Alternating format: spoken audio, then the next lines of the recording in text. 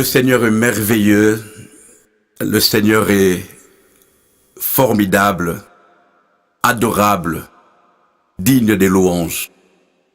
Nous voulons, en ce temps, passer un petit moment avec tous ceux qui, par la grâce du Seigneur, vont nous écouter. Les messages sont à notre portée. Nous avons, par la grâce de Dieu, compris que le tout premier ennemi de l'homme, c'est l'homme. Celui qui détruit l'homme, c'est l'homme. Celui qui freine l'homme, c'est l'homme. Et le Seigneur nous a bien sûr conduits dans sa parole. Et si vous avez vos Bibles avec vous, nous allons faire une toute petite lecture dans le livre de Deutéronome. Nous lirons le 19e verset du 30e chapitre du livre de Deutéronome. Autrement dit, la Bible dit, je paraphrase, « J'en prends aujourd'hui à témoin contre vous le ciel et la terre. » C'est Dieu qui parle. « J'ai mis devant toi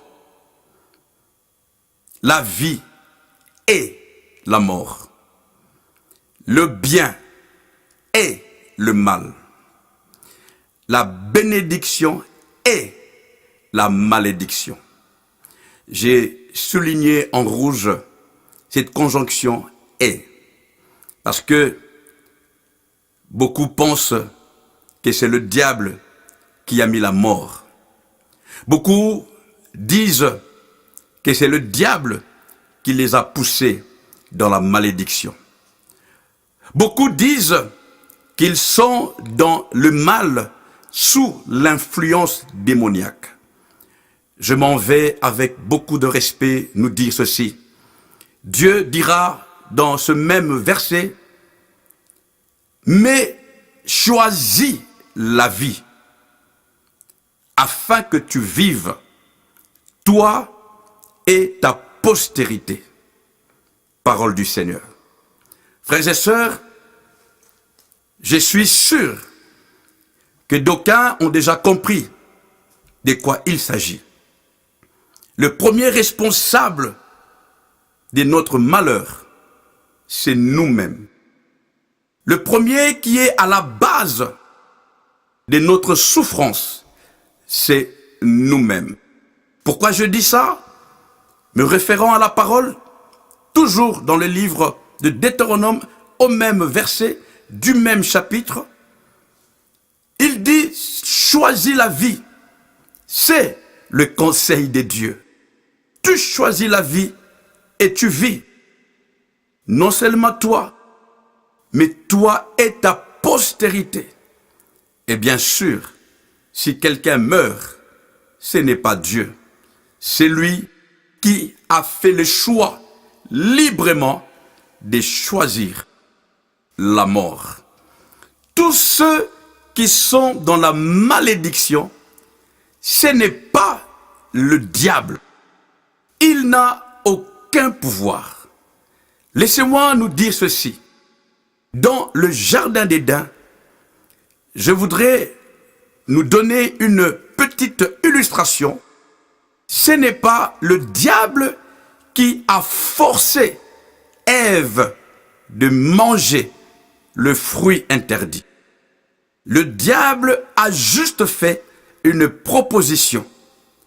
Cependant, Ève, avec la connaissance du conseil de Dieu, qui lui dira dans le livre de Genèse, le 17e verset du 2e chapitre, lui dira, vous mangerez de tout, mais sauf de ce fruit-là.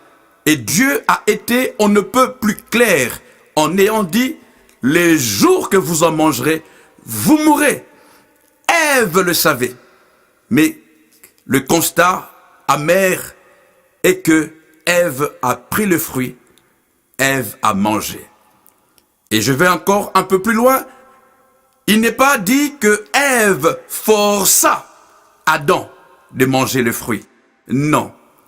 Ève est venue gentiment et Ève a proposé à Adam le fruit. Et Adam, sachant et connaissant ce qui allait arriver, parce que Dieu ne nous laisse jamais sans principe, Adam a pris le fruit, Adam a mangé le fruit. Et les conséquences désastreuses, nous les connaissons.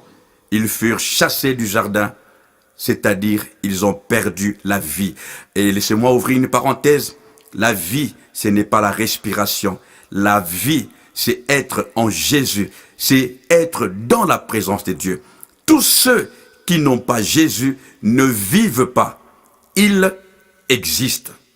Et c'est là, revenant dans la pensée de ce soir, quels que soient les jours que vous nous suivez, quelle que soit l'heure, le lieu que vous aurez à écouter cette petite exhortation, nous voulons, par ce moment, nous encourager mutuellement à faire le bon choix.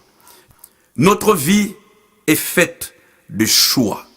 Nous avons plusieurs options, mais la vie est meilleure ou amère, non par le diable, ni par Jésus, mais c'est par nos choix. Ce que tu es aujourd'hui, ce sont les conséquences de tes choix du passé.